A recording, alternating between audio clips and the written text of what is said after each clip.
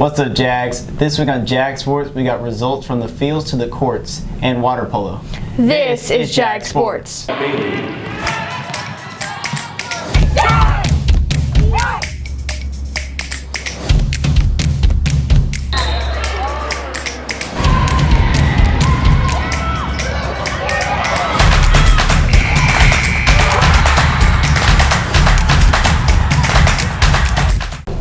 In December, when Athletic Director Mark Soto announced he would be leaving Johnson to lead the Judson Rockets, the JAG community was stunned.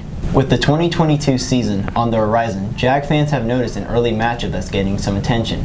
And that's when the Jags will take on the Rockets in the first game of the season. This will be the first annual Pigskin Classic, and that's 12 hours of live high school football in the Alameda. Reagan will match up to Smithson Valley. Brenham will play Steele, and of course, the game we have eyes on, when the Jags take on the Judson Rockets. For Coach T.P. Miller, this will be his first head coaching game. It is my first head coaching experience, first big game, but again, treating like any other game, anything we do in life, put your head down, go to work, and I think with this first game coming up, it's about the student athletes and about the cheerleaders, the community, and the parents, and just the wonderful experience, but no pressure, it's just put your head down and go to work.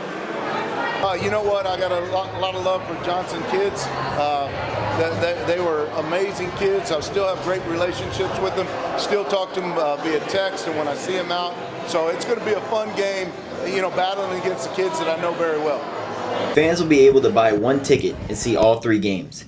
And there will be food trucks. Proceeds will go to Gridiron Heroes and back to the schools. On Tuesday, the Jags took on the Rattlers at the NASD Sports Park. The Jags have already met the Rattlers once this season with a disappointing loss 14-5. As a result, winning 5-1.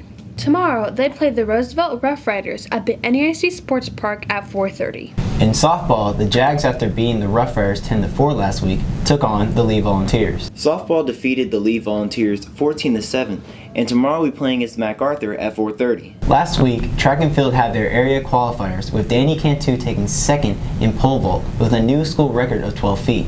Taylor Fuentespina took third in pole vault also. Caden Fairley qualified with a first place in high jump, while Michaela Mitchell took fourth.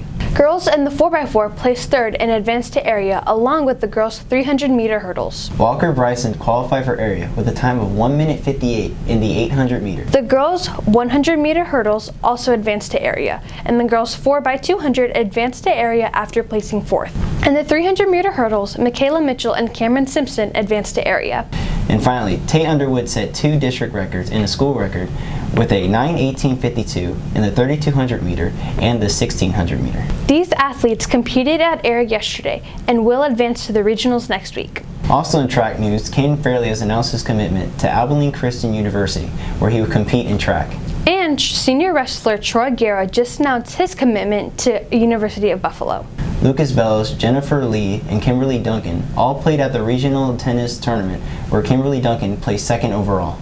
The swim program could see water polo on the schedule in the fall. Here's more from the pool. Last year, the aquatics program started playing water polo as a club sport, but now the district could be introducing water polo as a UIL sport. Decided that they would start club polo. We started last spring with kind of like an introductory program, and we've considered it still an introductory program, kind of ramping up and getting ready to play polo. We were going to be set to play UIL polo in the fall, and the district has kind of backed off from that. They want to see how everybody else does their UIL polo, and then kind of usher it in according to what they think is best to fit in with all the other programs here. For the athletes, water polo is a fun combination of basketball and swimming. So water polo compared to swimming is a lot more fun. You know, when you're swimming, you're looking at a black line for like 2 hours. But with water polo, it's basically like playing basketball with your friends. So that's what really drew me to the game. It's so much fun to play, you know, just like scoring a goal is like one of the best things ever. And so that's why I really love water polo. It's in the water and I enjoy that. Plus, I used to play basketball, so it's kind of just like the best of both worlds. It's a combination. And while it might look easy, water polo is actually very tough. It's the same intensity and movement that you would see possibly like in a soccer game, but you're putting it in the water. water.